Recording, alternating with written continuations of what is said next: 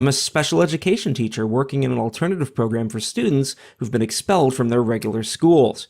I'm certain that my school is very similar to the one Nicholas Cruz attended for a short time before his shooting rampage.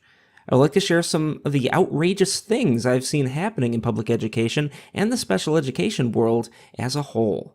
There are a lot of cases very similar to Nicholas Cruz, and I think many of these students are ticking time bombs, and it's only a matter of time before we see more instances of mass violence.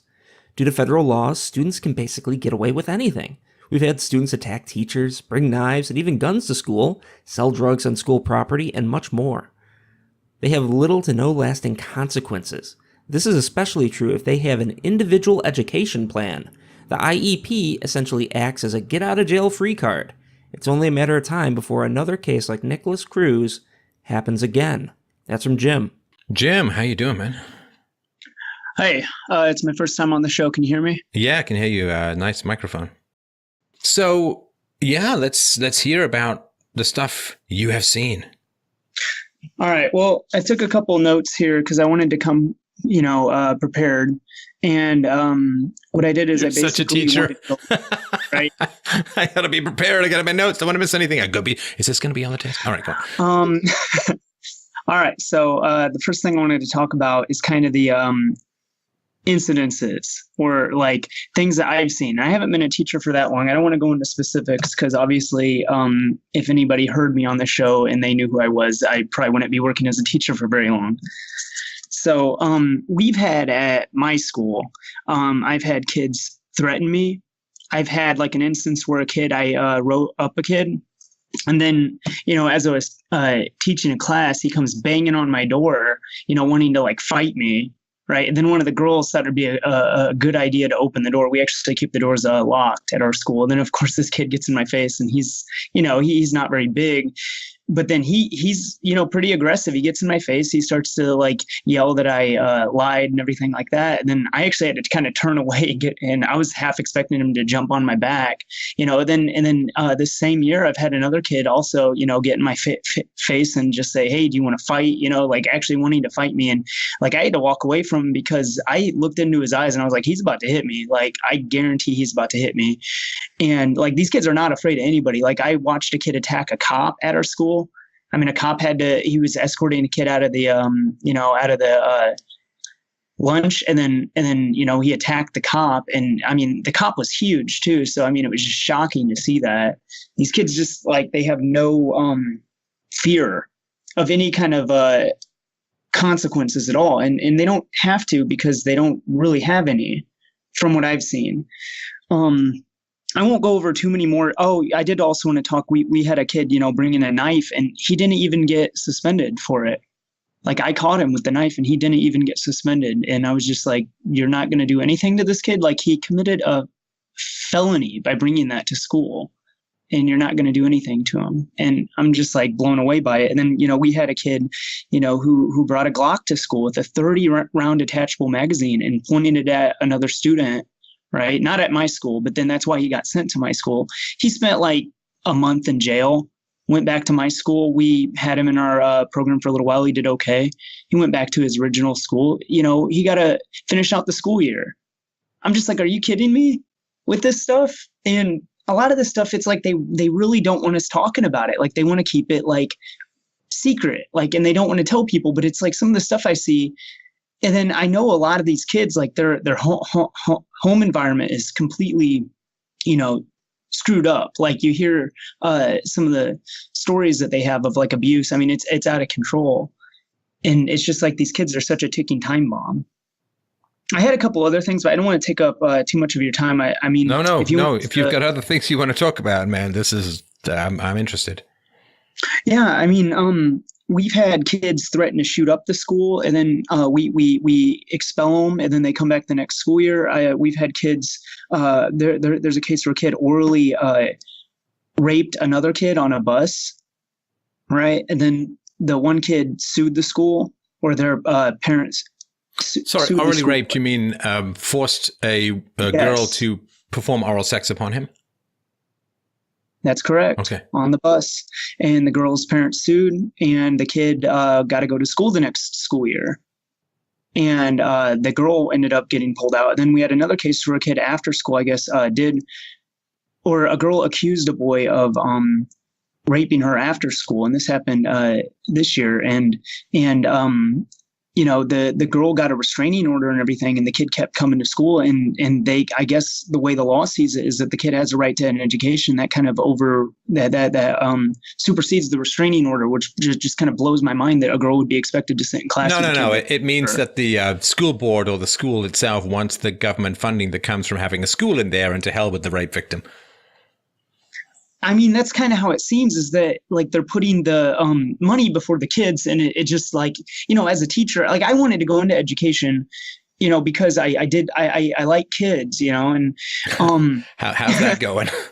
Well, there are some good moments, right? Like, and there's some teachable moments, and personally, I know I'm a public education teacher, but the thing is, like, I'm actually with you, and we could discuss this maybe on a different time.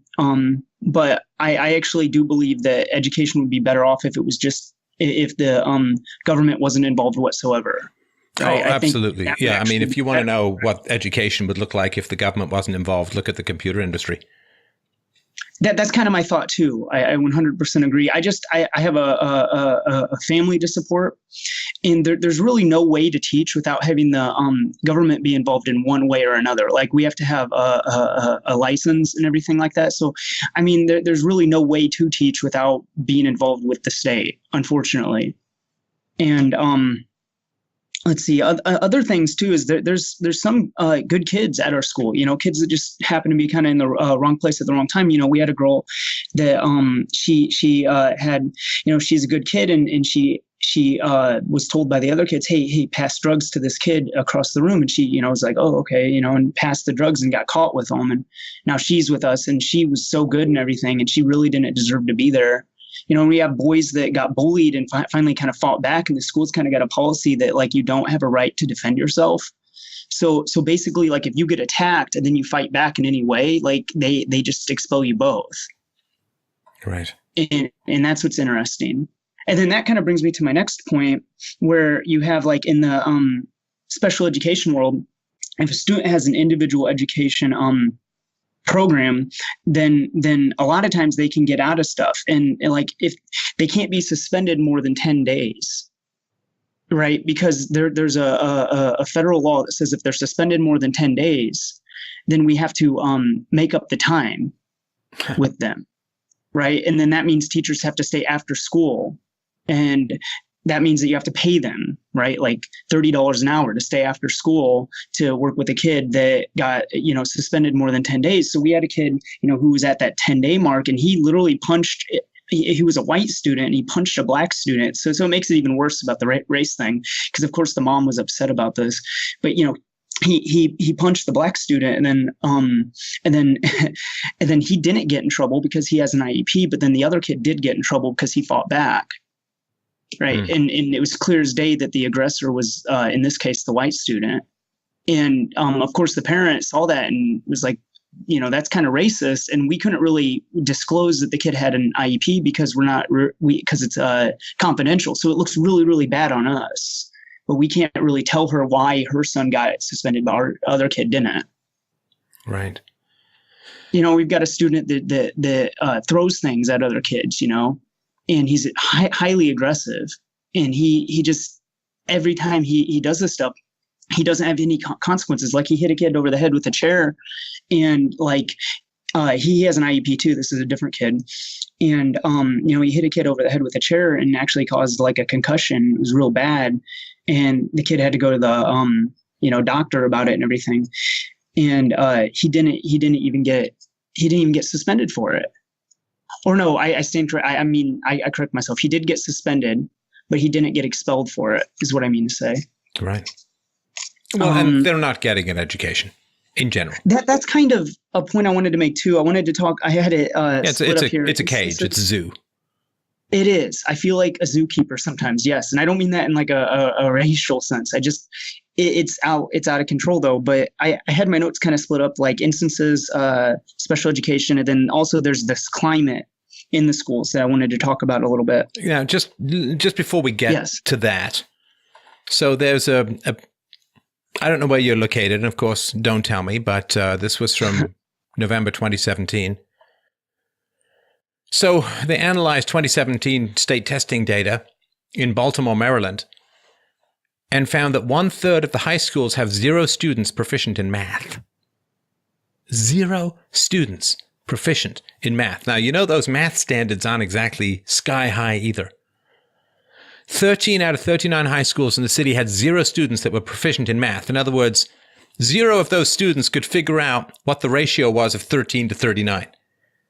Another 6 schools had only 1% of their student body who tested proficient in math.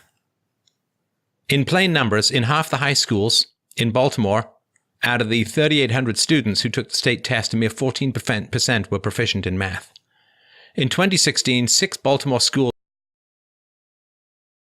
any state test which included math and English.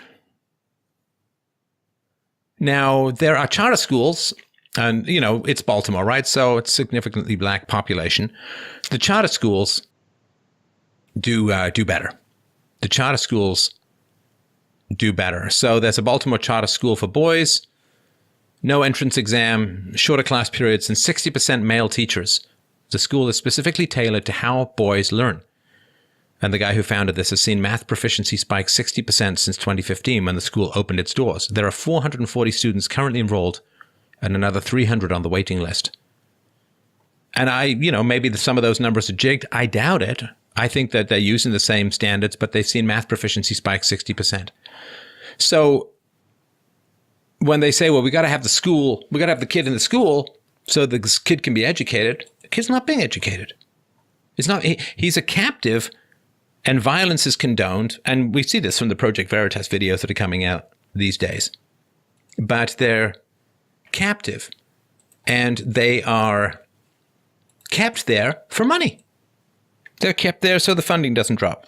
They're kept there so the parents don't complain. The violence, it doesn't matter.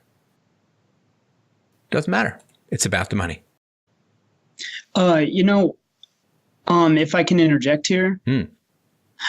One thought I've had though is that I don't want to just feel like I'm or I don't want anybody to feel like I'm just complaining. I feel like I think that I do actually have a workable solution to a certain extent. Obviously, the solution is freedom at the end of the day, but I mean like a short-term kind of solution. And my thought is like you have a right to an education, at least the way the court sees it, right? And I guess what they mean by right is that you have a right to make the government pay for it at the expense of other people. But hey, that's the way the court sees it. But my thought is if you take away the right of other kids' education, then I don't see how you have a right to it. So like I have a right to own a gun, but like I can't point it at people, or the government can like kind of take away my right to own a gun because I'm walking around pointing it at people. Do you see where I'm kind of No, of course. I mean, it interferes with the education, but you understand that the system that you're in, my friend, has nothing to do with educating children. It has to do with making money. It has to do with not being fired. It has to do with not having accountability. I mean, how on earth can you teach children to be responsible and to have accountability if they know that their teachers can't be fired? On that point, that kind of depends on the state. In my state, which I will not really reveal, it's actually fairly easy to get fired as a teacher. Like I've actually known quite a few teachers to get fired for just minor things. Like a kid would put like a recording device, or not a kid, but a parent would put like a recording device in their kid's backpack, and they might hear the teachers like talking in the room about a kid, like saying like, oh, he's not gonna make it in the next school year, right? And then they'll get fired over that. Like teachers get fired for not performing, like we get but pre-tenure, right? Ratings and everything. And if we don't do well enough for like 3 years, like you can definitely be fired. And I have actually personally known teachers. No, but once I don't know, again, your state, and don't tell me, but what about when you get tenure? There, as far as I know, there is none in my state. Oh, okay. All right. So, I mean, like in one thing I want to point out too is of course the charter schools are going to do better because the private industry does everything better than the state does, but they don't pay their teachers very well. So unfortunately, I don't think they get the best teachers. The weird thing about, at least from my experience, is that it seems like the public schools get a lot of the best teachers, but see, they get kind of the worst kids, versus the charter schools where a lot of the good kids go, because either their parents care or they can actually kick kids out, whereas we can't. Right. And they still get state funds too. So it's kind of like they're not exactly private from my perspective because they're still getting paid by the state. Yeah. And they still have to follow a lot of the same curriculum, if not the same curriculum. So that's nonsense. So, I mean, too. Yeah. I mean, I don't know. That's all I kind of had. I just wanted to kind of interject that in there and see what you thought. No, I mean, if you look at something like homeschooling, so the question to me is, if we can return to the natural state of humanity as soon as humanly possible, I think we'll all be a lot better off. And the natural state of humanity is, how did children develop life skills in the past? Well, they developed life skills by hanging out with their parents, right? The father would be out hunting and he would take his son or maybe his daughter out hunting, and the woman would be planting and the woman would be gathering, and she would get the kids to do that. And then she'd teach someone how to make pickles and they'll make jam. And like this is how things, they'll teach someone how to farm, teach someone how to milk the cows. The kids would trail the parents and would be inculcated into valuable life skills through spending time with their parents. That's generally how we evolved as a species. The knowledge transfer went from parent to child. And I'm a big fan of like, well, if it worked for 150,000 years, I mean, people say, well, yes, but so did no antibiotics and slavery. I get that. But in terms of having a relationship, certainly if you can work from home and so on, if you have those kinds of options to transfer skills to your kids just by having them around, that seems fairly important and a fairly decent way. Just the way that things are is so strange. It's so strange that the parents are forced to pay, that kids are forced to go, that there's virtually no consequences, that there is no negative feedback for bad performance. The parents can't get a refund if things don't work. And I don't know. I mean, maybe charter schools are a way to go, but the problem with charter schools is it extends government control over non-public schools, which is a big problem. And I do have to think, like I remember watching the movie Waiting for Superman, I think it was called, about trying to get your kids into charter schools. I mean, it's a heartbreaking movie to watch because these parents really, really care about their children's education. And so I do sometimes wonder if charter schools do better, like kids in charter schools do better because they come from smarter parents. And we know that IQ is 80% genetic, even in the teenage years. So maybe they've just got smarter parents who really, really want their kids to do well. And maybe that's just the higher IQ kids end up in the charter schools. I mean, I don't know if anyone's really studied that, but that would be one of the most likely places to look as to why all the charter schools are doing better. But I do think that it matters how you educate children. I've had a guy on this show some years back talking about how well children responded to being taught philosophy. A friend of mine I was talking to was reading out my book, The Art of the Argument, to his 5-year-old daughter. And she was just going through the differences between deductive and inductive reasoning and some of the examples of the syllogisms and so on. His daughter was 5, and 5 out of the 5 syllogisms, she chanted out the last one, the conclusion, before he even read it. That's how logical kids are, at least smart kids and so on. And I don't know. To me, the whole question of kids sitting in rows and a whiteboard and, 2 recesses and the subject, the content, it's all so far from what the free market would provide, which is why they panic about any kind of privatization. I have no idea what the education of children would look like in the age of the internet and the tablet. I have no idea what it would look like. I have no idea what work as a whole would look like in a truly free society, but certainly schools would be virtually, I can't think of anything that wouldn't be enormously different. One thing, okay, so you're going to get a kick out of this. So you know what they took away from us, though, is teaching kids how to type. Huh. Like they took away the typing one of the few skills I actually learned and still use. Like the kids still hunt and peck, like they don't type.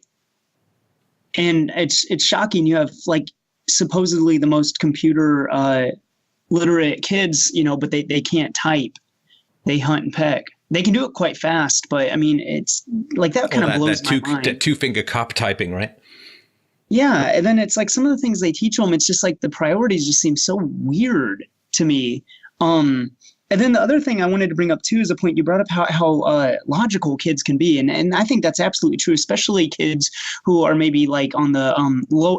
Believe it or not, even kids that are on the lower end of the IQ. Well, they're the ones who need philosophy the most. Yes, they're the ones who need philosophy the most, because they're going to be the ones least likely to think about long-term consequences, and they're the ones who benefit the most, I believe, from accessible, common sense, philosophical thinking. Because, smart people are going to puzzle things out fairly well to some degree, no matter what, especially sort of day-to-day stuff. But man, it's the people who can't walk who benefit most from technology. Like, they benefit most from exoskeletons and wheelchairs and so on. And the people who have the lower IQ, I believe, this is one of the reasons why I try to make what I do as accessible as humanly possible, because they're going to benefit the most.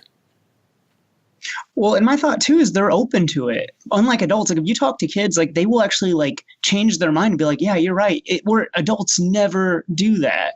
But like I was just talking to a kid who got into a fight, and he got suspended and got back. And I like this kid. He's a good kid, but he was a little confused. So I talked to him and he said that, well, this other kid disrespected me, so I had to hit him. Right. Like, and that was his thought. Like in his culture, if a kid says things that you don't like, you have to hit them. You can say he listened to rap.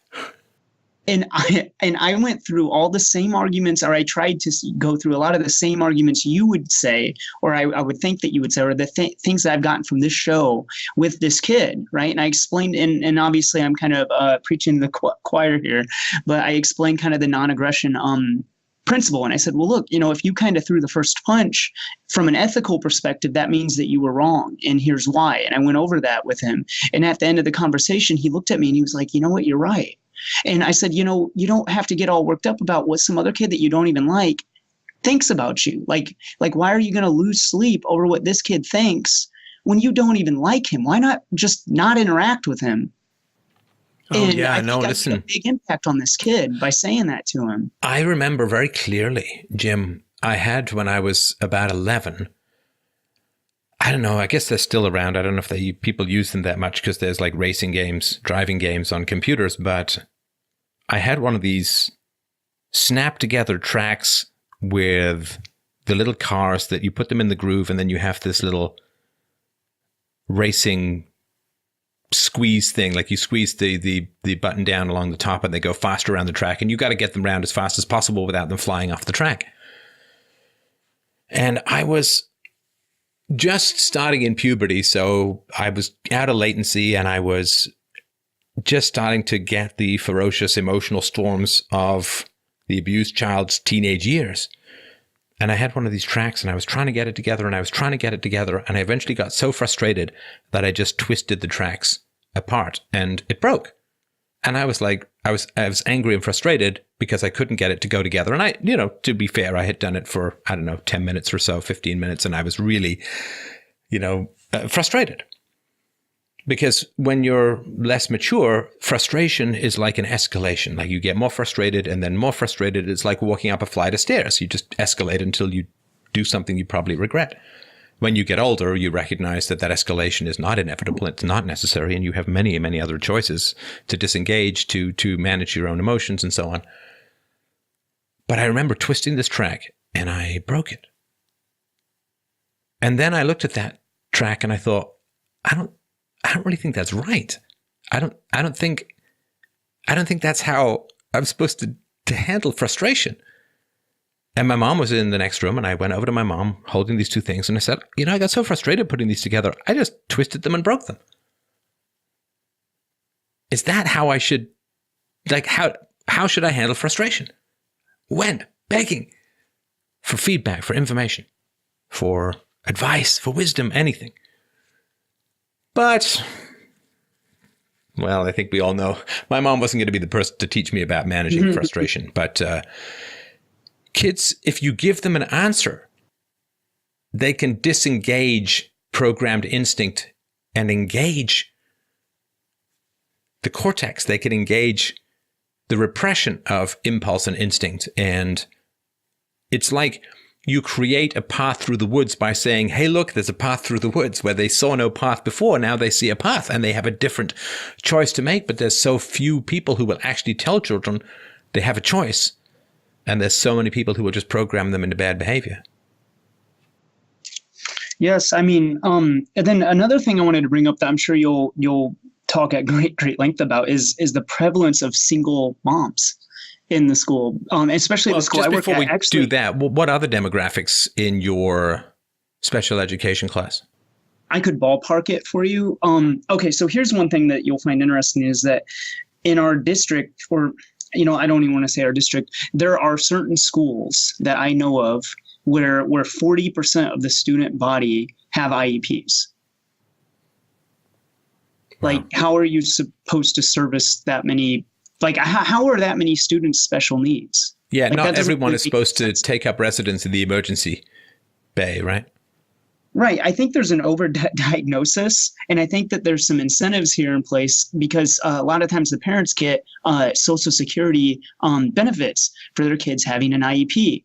And I know this because they call me, the Social Security office, or they send me notes, and I talk to them on the phone, and they ask me, hey, they'll ask me about the kids to determine what kind of benefits the parents will get. And I've had a parent, whose kid was smart, right? Very smart. So of course he wasn't going to qualify, and he had his kid tested 3 different times. The third time he threw the papers at the school psychologist because he was so angry because his girlfriend had a daughter from a different guy, and they had an IEP, and he knew that he could get financial benefits from it. Right. And then on the third try, the school psychologist was like, I'll just qualify him because he's angry and he throws papers at me and all this other stuff. So I'll just qualify him. So she marked this kid as, having an IEP when he's highly intelligent. Oh, I don't even know what to say. This is like the idea that if you get your kid classified with some sort of condition that qualifies him for psychotropic drugs, the government will pay for those drugs and give you extra money in these kinds of benefits as well. So like, why are so many American kids on these kinds of drugs? Well, because the parents get paid to put them on these kinds of drugs. And people respond to incentives. Well, and they push for autism because they get more money for autism. Parents will get their kid, they'll shop around for a doctor that'll diagnose their kid with autism. And they're starting to call Asperger's. They're starting to actually just call that autism when it's really not the same thing. They're starting to broaden that umbrella. And people are wondering, why is there, a rising rate in students with autism? Well, it's because they're broadening the definition of what a student with autism is. And I think that's, a disservice. If you pay people to see ghosts, you'll get a lot of ghost sightings. Yes. I mean, and there's some students that actually have autism, right? And some students that get diagnosed with it who really don't have it. So that's kind of the interesting thing. But I did also want to bring up, too, that at my school, the demographics, if I could ballpark it, are probably about, bear in mind we're an alternative school. So it's kids that get expelled mainly for drugs and fights and that kind of thing. So we're probably about, I want to say, like 90% Black. We had one Asian student before, and it was one of the kids that was kind of in the wrong place at the wrong time. And but it's pretty much Black, Hispanic, and a couple whites sprinkled in. Right. And a lot of the whites are kids who have special needs. But the prevalence of single moms is astounding because it's virtually I can't think of a single student that comes from a 2-parent household. I can't think of one. Yeah, because I did a show with the Right Reverend Jesse Lee Peterson a while back ago where we were talking about, I think it was like 77% of Black kids being born outside of wedlock. And people think that 77% across the classes. It's like, no. The rich, the middle class, the upper class kids, they're a lot of times 2-parent. It's really concentrated down at the bottom of the socioeconomic spectrum. And 100% single moms, right? Oh, yeah. I can't think of one. I can't think of one example where there's 2 parents. And I've met most of the parents because they come in and meet with us, at least the parents that will come in. But I know one case where, and this is kind of common, where the parent has like 4 kids with 3 different dads. I'm like, are you serious? Like the dysfunctional households that these kids grow up in, like a lot of me wants to say, well, that's why they're all screwed up. But it's also a lot of it, I think, genetics too, though, because you'll see like families of kids that come through our program, right? Because they get expelled. You'll be like, oh yeah, I know your brother, I know your sister, your cousins, like your whole family's getting expelled and getting in trouble and getting into drugs or violence, or you see these trends. Yeah, it's mind blowing, and it saddens me a lot because I think there's some clear solutions to fix these issues, at least to a certain extent. Like, I think obviously freedom's the solution at the end of the day, but I do think there's some real workable solutions like that we could actually do. Like, I think if we got about 5% of the I just think that if they're so disruptive to the learning environment, we need to have an ultimate consequence that they just, you're done with public education. I'm sorry, you're done with it. You've been expelled 5 times. Like, you're disrupting the educational environment for everybody. And I think once you have that ultimate consequence, people will come on, Jim, that's not going to happen. I mean, the schools are not going to give up that kind of cash cow, that kind of income source, right? And they're certainly not going to want to have those numbers revealed. As you know, talking about the Nicholas Cruz situation, the whole point is to try and keep the numbers down, because like the numbers of disruptive kids, the number of kids who are thrown out or expelled, the number of kids who are disciplined, because it's going to be because of family environment and because of IQ issues and because of employment resistant personality issues, and because the welfare state as it stands in a lot of places literally pays women more if, and in fact, they may not be qualifying for welfare at all if there's a man in the house. So they give money to women to kick the man out. And this is what's just so heartbreaking for all of this, is like, what chance do these kids have? Like, what real chance? And we can say, oh, there's free will, and I accept all of that, and I'm but there's still odds. There's free will, but there's still odds. Yeah, a guy who's 5'4" might be an amazing basketball player, but there's still odds. And there are kids who make it out of these kinds of situations, but man alive, the odds socially, environmentally, scholastically, genetically, this could be the 3rd generation or 4th generation that have never had a job. And you kick them out of school, but because America is pursuing this leftist agenda of largely open borders, you've got people flowing in, driving down the wages and taking jobs from other people. And let's not forget that the presence of Hispanics in the neighborhood makes a lot of the blacks unemployable, because the blacks aren't growing up learning Spanish, but a lot of the Hispanics would be growing up learning English. And so if you are in an environment where you need 2 languages to succeed at working at the local McDonald's or wherever it's a car wash, anything,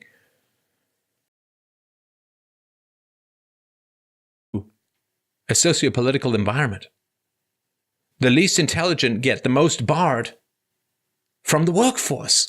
This is another reason why a monoculture, or at least a monolanguage, is so important, because when you start blending languages, it's tougher for a lot of the kids, particularly the poor kids, particularly the kids who aren't so smart, who are native to the situation. And so what chance? This is it breaks my heart. It's hard to even concentrate on and focus on these poor kids. And in particular, the black kids with no dads and no guidance and all of that. It is horrifying what is going on for these kids, and how much these odds are stacked against them, and what kind of lives they could have had under a different kind of world.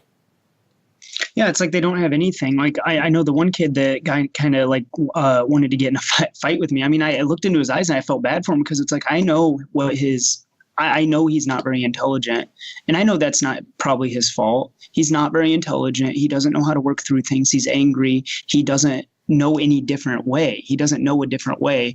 And like, I know that like the future for this kid is going to be really bleak, probably. Like, it's probably going to be really bad. What's the value for him of self-restraint? What does he get out of self-restraint? Is he going to go get a job? Well, there probably aren't any jobs available for him. He's been really badly educated. He's got no work ethic in the family, no history of here's how you get a job. The jobs probably aren't available. It's like all he knows. Right? Or, I mean, and mass immigration has lowered these wages or eliminated these opportunities. Massive amounts of very high-priced union labor have caused a lot of these jobs in manufacturing and other entry-level jobs to the middle class to be automated or shipped overseas. Tax policies, like all things beyond his control and probably beyond his understanding, as they were beyond my understanding at his age as well. In order for people to have political power, they have burnt the futures of these children on a pyre of disaster. And it is unbearable. I don't know how you do it, Jim. Like it is horrifying to think of what kind of lives these kids are going to have and how little we care to help them. Well, personally, I am looking at trying to be. I am working on a small business. You're doing it. Like, I mean, you're doing some great stuff. I'm sure of that, and they're very lucky to have you. I just really want, as a society as a whole, we just let this stuff fester and rot because we don't want to take on the unions, and we don't want to take on the open borders advocates, and we don't want to take on the leftists, and we don't want to take on the Democrats, and we don't want to take on all the people who are exploiting these poor children and stripping their future away from them. Well, and it's crazy too, because like the administration, like they get mad at us for trying to do basic things that would help out the kids, like things that would be outside the box that would actually help the kids. It's clear that the administration, and it's like they want to change the I remember from a different podcast where you were like, if like the left, they'll try to change the numbers and then they think that they change reality when it couldn't be further from the truth.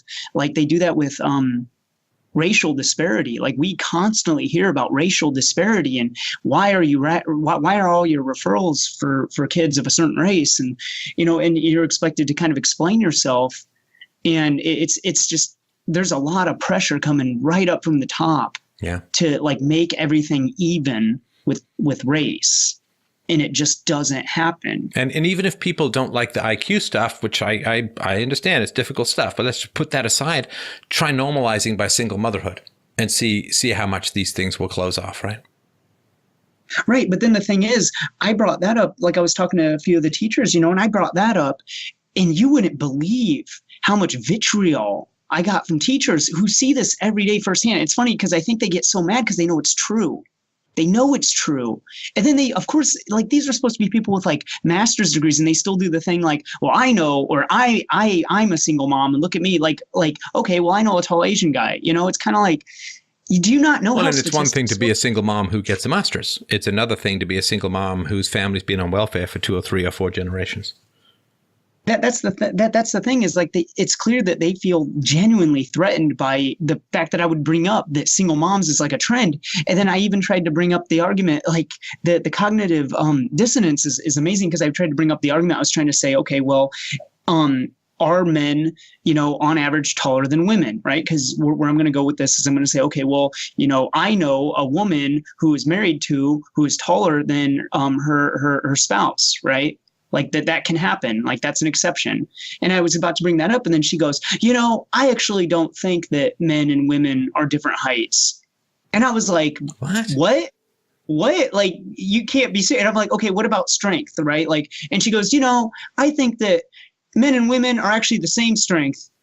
Wow. I'm not even kidding you. She said this. This is a woman. She's a teacher, right? So she's a teacher. Yes, a teacher with a master's degree. Yep. Well, it's the master's degree that probably gave her that radical subjectivism and just make up whatever facts you want, right? I know. And then she'll say, well, statistics don't matter. But then she'll say, yeah, but this disparity is a big problem. Wait, I thought you said right. Statistics don't matter if they go against nurture versus nature. And it's like, I kind of just learned to keep my mouth shut, because it's like, if I bring any of this up with any of these people, they get so threatened and so aggressive, and it's like, they will attack you. And we had, a teacher who's kind of on the right, and like, I'm not even kidding you. The other teachers got together and like emailed like the head honcho for the whole district and got this guy fired. I'm not even kidding you. That actually happened. There was a guy who was I'm not at all shocked. And he moved for who moved in from a different district, that was more rural. Right. And he espoused openly some kind of conservative beliefs, and he was gone like real quick. Jim, why do you want to work in this environment? It's just those moments where I can actually help kids makes me feel good, and the pay's pretty good for now. I do want to move out of this environment. Fortunately, but I'm trying to work on I'm trying to start my own business. I don't want to go into too many specifics. I'm afraid people might be able to kind of track down who I am if I do. but I am trying to start my own business. All right. I'm working on that currently. It's not making any profit as of now. Because it's very hard to fight against these odds. And yeah, I'm not saying, I don't want people to say just give up or anything like that. But, once you understand all of the odds against these kids, this is what is so tragic, is that there is no giant skyhook that can just magically get these kids to a better place. And I'm not saying you're not making any difference. And for some of those kids who have opportunity, who have the potential, you may be triggering something better in them that otherwise, so you've got some smart kid in there, some kid with a lot of potential and so on. And if he doesn't meet anyone, then he may be sunk under and buried under. If he meets someone, he might be able to get out. But for the majority of kids, this is what's so terrible about the system, because the system is not so terrible if you can find ways to save people from its outcomes. But a lot of times I don't think you can. And that's what's so heartbreaking. Yeah, and it is. And you might get a kick out of this. I did have one student that was exceptionally intelligent, and he got busted for weed. And it was funny because we were going to have the kids write essays on why they're here and why they, feel like they screwed up. And he goes, well, I don't think I did anything wrong because I think weed should be legal. He goes, I don't really think I did it. He's very intelligent, actually. And I actually handed him a copy of your book, The Art of the Argument, and he read the whole thing. And I know he read it because we talked about it. Right. And he appreciated it. And he actually he was a socialist right before, and by the time I got done talking to him, he was no longer in that frame of mind. Well, that's great. That's great. I mean, I wouldn't necessarily burn up your whole life for those opportunities, and it is part of you, handing out The Art of the Argument may be a good way of saying, hey, I think I want to pursue other opportunities, because, even the debates that you're having with these other teachers. But if you've got an exit strategy, you've done your bit, you've helped kids. And if there's something you can do that's more self-controlled, self-directed, and you don't have to hide everything about who you are and what you think, I think that would be a better solution in the long run. Plus, one of these days you might get physically aggressed against, or you might get someone who accuses you of something. And it's a very risky environment on many levels. Well, and I did learn from this whole experience. I've only been teaching, I don't want to go into how many years, but it hasn't been many years. It's been less than 10, more than 5. So, but I have learned a lot, and I have a daughter on the way. And because of your podcast, I am against spanking. I'm for peaceful parenting. My wife has stopped working at her job. She's going to be a stay-at-home mom, and we're actually we're planning to school our daughter at home. Fantastic. Well, that's very common. That I think it was 40, some district, I can't remember, 40% of the teachers homeschooled because they're like, oh yeah, we know what goes on here. I know what goes on there, all the drugs and violence. I don't want my kid in that environment. And it's kind of like asking a mechanic, why do they work on their own car? Well, if you're already a teacher, you kind of can teach your own kid to a certain extent. That's just kind of my thought on that. Yeah, for sure. Yeah, I mean, you're going to care more about your kid than a teacher will. That's kind of all I had, though, unless you wanted to add anything. I think I covered everything in my notes that I wanted to talk about, that I felt kind of compelled to talk about. No, listen, I appreciate that. And it is a hell of a thing as a society in the West as a whole that we've gotten ourselves into. We've now had... if they had stopped the welfare state early on, if they'd never started it, one thing, if they'd stopped the welfare state early on, but now, what's it been going for? 60 years? 50 years? Yeah, 50 years. And that is long enough to change genetics. That is long enough to change personalities. And the genetics of personality, that is long enough to change culture. And we have really got ourselves into a mess. I mean, occasionally I'll just sort of play this game of Jenga where it's like, okay, well, we'll end this program. Well, but the problem is then they're going to go on this program. Okay, we'll end this program. Well, then we're going to go on this program. It's like, okay, well, end that program. Well, they're going to try and get jobs. Okay, well, then we have to liberalize this. Well, then this people are going to get, the whole thing is stacked to the point where, what can you do? And when the system becomes so stacked against change, when it becomes so impossible to change, it's like, oh, well, let's, close down a bunch of useless government departments. And it's like, okay, well then, first of all, you're going to get sued and spend years in court, I'm sure. And secondly, even if you get that way, then they just end up going on unemployment insurance. It's like, okay, well, we'll diminish unemployment insurance. Okay, well, then just go on welfare. Okay, well, you understand? Like then they just riot and you spend more money on police. And it's like, okay, so the system has become so stacked against reform. So stacked. And this is what happens with coercive systems. This is what happens when there's not voluntarism foundational to whatever it is you're doing. You end up with an inability to change the system, and therefore the system just has to crash and things have to be enormously unpleasant, or things will be enormously unpleasant for an unforeseen amount of time. And the amount of human suffering will be absolutely astonishing, horrifying, and hopefully we will not do it again. Well, and the IQ is dropping. It is. It's clear. And I talked to a recruiter, and they said even for the Army, like, they have to pass the ASVAB, and the kids aren't passing it. They can't get kids to pass the ASVAB, which is easy. It's pretty easy. It's not hard. It's like have you IQ ever seen test. those questions? I have. And what are they like? They're basic IQ test questions. A lot of them are logic based. I mean, they'll ask a question like, okay, if you have a cup of water, right, and it's worth $1.50, and the cup is worth, or the water is worth $1 more than the cup, right? How much is the cup worth? Right. And the kids will say stuff like $3, and it's like, what? They just guess, right? Yeah. Like it's very logical, right? They don't know. And then the funny thing is, the recruiters are having to lower the standards. Like the Army has done this. Like you can look this up, and the Army has done this. They've lowered the standards on a lot of the MOSs and the jobs available to people, and then they wonder why, like, we keep having these crashes, like these planes and stuff keep crashing. Oh yeah, I've heard some real conspiracy theories about that. I just assume it's just the decay of competence that is happening in society as a whole. Society is only functioning and running based upon a very few smart people, a whole bunch of automation, and the inertia of better systems and better people that they set up in the past. So I just, for those who don't know what all this means, so this is the test, right? 85% of those taking the test, this test to get into the Army, the easy one, 85% of those taking the test in 1980 exceeded a score of 120, which was the cutoff score for officers in World War II. In 2014, only 59% exceeded that score at the upper end of the distribution. Now, this is very important. 4.9% of those taking the test scored above 150 in 1980 compared to 0.7% in 2014. In other words, today's Marine officers scored nearly an entire standard deviation worse on average than their predecessors 34 years ago.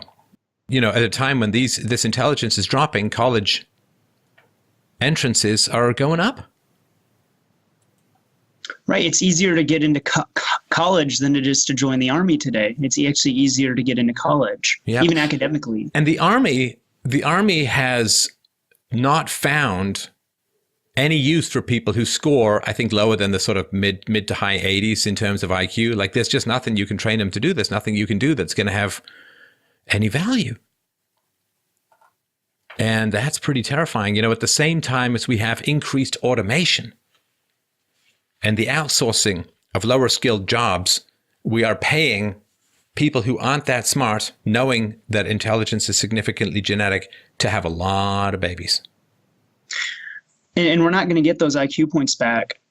We got those over millions of years of evolution, maybe not that long, but thousands of years of evolution. Tens of thousands for sure.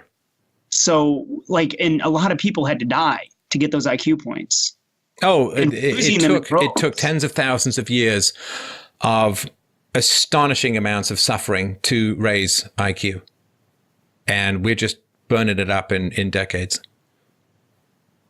And the thing is that scares me is, of course, it's not going to come back. You're going to have it. I don't know how the future is going to look, but it's not too bright if this continues, unless there's some kind of genetic engineering. I know the Chinese are kind of getting on that. So we'll see how that pans out. And just world IQ as a whole. World IQ in 1950, the average world IQ was sort of 91.5. And as of, now it's collapsed by a couple of points. And by 2100 or so, it's projected to be 84. 84. Yeah, we're not going to have a society anymore. It's just going to be they'll just be high IQ has been responsible for the growth of humanity. And what happens when that IQ vanishes or goes galt or goes off the grid and so on?